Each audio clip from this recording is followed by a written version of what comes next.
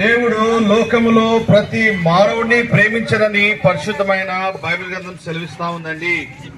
దేవుడు లోకము ఎంతో ప్రేమించను కాగా ఆయన తన అద్వితీయ కుమారుడు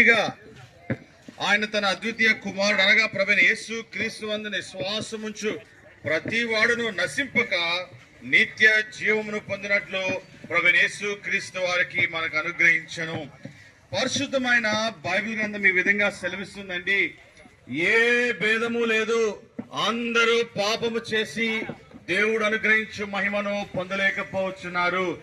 ఏ భేదము లేదు, అందరూ పాపము, చిన్నవారని పెద్దవారని చదువుకున్నవారని చదువు లేనివారని ఏ భేదము లేదండి. అందరూ పాపము చేసి దేవుడు అనుగ్రహించే మహిమను పొందలేకపోతున్నారు. ఏలయనగా పాపం వలన వచ్చు జీతము మరణము, అనగా భయంకరమైన నరకము, అగ్నిగుండము, పాతాళము.